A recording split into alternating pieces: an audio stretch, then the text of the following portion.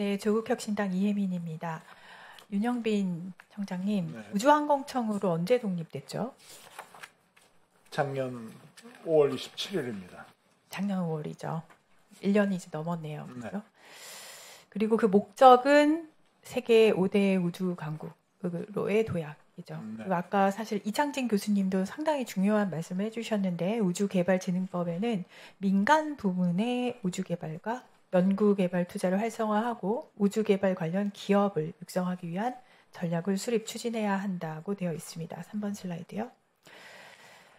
우주항공청장께서는 대통령 직속 국가우주위원회의 간사시죠. 맞습니다. 그리고 14개 부처가 참여하는 우주개발진흥실무위원회의 위원장이세요. 맞습니다. 저는 이걸 이제 국감 준비하면서 이 구조를 보면서 이쯤 되면 우주청이 국가우주정책의 컨트롤타워 14개 부처와 함께 범부처 조정을 위한 거버넌스가 멋지게 마련됐다라고 생각을 했습니다.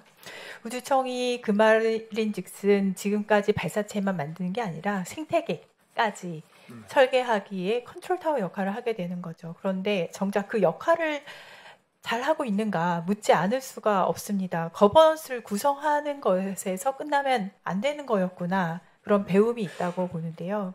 그 대표적인 사례가 지금 오늘 많이들 언급하시는 혁신형 재사용 발사체 핵심 기술 사업입니다. 그걸 한번 예를 들어볼게요. 마침 보니까 일론 머스크 혹시 지금 찾아보셨는지 모르겠는데 방금 찾아보니까 20시간쯤 전에 스페이스X의 재사용 발사체 영상을 올렸어요. X예요. 우리나라도 그쪽으로 가고 싶은 거잖아요. 근데 아까 이준원, 이창진 두 참고인께서 뒤죽박죽인 이 관련된 사업들에 대해서 토론을 조금 하셨는데 찬찬히 좀 짚어보죠. 현재 방사청, 그러니까 국방 쪽에 국방기술진흥연구소 국기연이 2023년부터 35톤급 중소형 메탄 엔진 개발 사업을 기획해서 동력계 기술 개발을 진행 중입니다. 예산은 491억이고 그런데 우리 우주항공청은 동일한 메탄 추진 기반의 혁신형 재사용 발사체 핵심 기술 사업을 250억 규모로 작년에 별도로 기획을 했습니다. 이미 국방 쪽에서 같은 주제의 사업을 추진을 하고 있는데 큰 그림을 그리고 범부처 사업을 조정하는 컨트롤타워인 우주항공청이 사실은 이거를 짚어내서 중복되지 않도록 했었어야 되는데 중복된 사업을 기획을 했어요. 그래서 봤더니 올해 뒤늦게서야 국기연하고 실무 협의 통해서 국기연은 동력계, 우주청은 제어계 이런 식으로 사후 역할 분담을 하시게 되죠. 그런데 이미 우주청 이 부분에서 저는 예산 문제가 생기는데 우주청이 국회에서 심의 통과를 한 예산은 연속이 터보펌프 같은 동력계였거든요. 예산 목적이 사실은 뒤틀린 거죠. 예산대로 안 쓰면 국가재정법 위반 소지까지 가는데 청장님 이거 법률 검토하시고 역할 분담하려고 하셨나요? 저희가 이제 초창기에 의원님께서 말씀하셨듯이 엔진에 대한 핵심 기술을 이제 개발을 하는 게 저는 지금 예산 관련해서 바꾸는 거 법률 검토를 하셨었나요? 그것만 대답을 하시면 될 것 같아요. 네, 바꾸는 과정에서 목적에 맞는 연구 범위 내에서 바꾸는 거는 가능하리라 저희는 생각을 하셨고 법률 검토는 그럼 안 받으신 걸로 알겠습니다. 네. 역시나 올해 6월 달에 혁신본부는 사업 중단을 통보받으셨죠. 내년도 정부 예산안에 전부 반영되지 못했고요.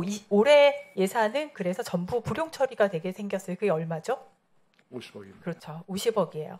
메탄 엔진은 액체 연료 엔진이고 그래서 이 액체 연료 엔진 개발 경험 그래도 누리호를 개발했던 우주청에 있죠. 저는 우주청이 우주 강국을 위한 컨트롤 타워이기도 하면서도 본인들의 기술력을 제대로 자리매김하지 못한다면 과연 산업까지 아까 말씀드린 아우르는 발사체 생태계 설계까지 가능한 거냐 의문이 생깁니다. 컨트롤 타워인데. 그래서 이렇게도 생각을 해봤어요. 좀 바꿔서 국방 쪽에서 차세대 기술 주도권 가져갈 수도 있죠. 그죠? 근데 문제는 국방 쪽에서 주도를 하면 이 사업은 방위사업법상 국방 핵심 기술로 분류가 됩니다.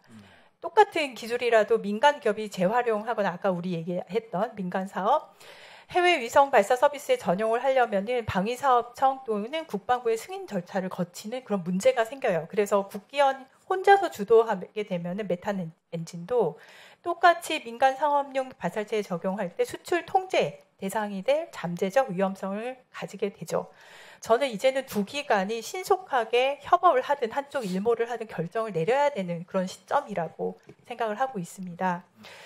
물론 발사체 사업은 외부 수요를 이제 국내로 들여오는 구조이기 때문에 당장은 국방 물자 통제가 문제되지 않는다고 하지만 앞으로 어떻게 발전할지 모르는 영역인데 미래 기술에 초반부터 자물쇠를 잠글 필요는 없다고 저는 생각을 하거든요. 그래서 형장님, 제가 지금 전반적으로 이 사업 예제로 봤을 때 거버넌스는 멋지게 만들어졌네 싶었는데 이 사업 예제만으로 하나만 놓고 봤을 때도 정작 해야 할 조정 역할은 못하고 국방은 따로 움직이고 민간 따로 움직이고 혁신본부 하나 제대로 설득을 못한 모습을 보여주셨어요. 이게 국가우주산업 원래 우리가 생각했던 컨트롤타워 모습은 아니잖아요. 그래서 제안을 드리는데 이 사업만 놓고도 제안을 드리는데 이번 사업 혁신본부 설득안이 되었든 국가재정법 검토 후에 조기 종료 및 신규 사업 다시 이제 맞게끔 진행하는 사업이 되었던 플랜 B를 마련을 해서 의원실로 보고를 좀 해주시기 바랍니다. 이유가 있습니다. 이렇게 하지 않으면은 우리나라가 어느 세월에 우리가 생각하는 민간까지 아우르는 발사체 그 생태계 만들어질지 모르겠어요. 그렇기 때문에 이런 제안을 드리는 것이고 일몰에 대해서 너무 아프게 생각 안 하셔도 되는데 대신 우주항공청이 가지고 계시는 전문성이 있어요.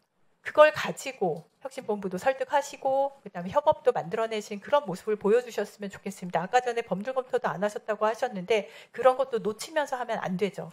다 꼼꼼히 챙겨가면서 우주항공청만이 할 수 있는 모습을 보여줬으면 좋겠습니다. 이상입니다. 네, 알겠습니다.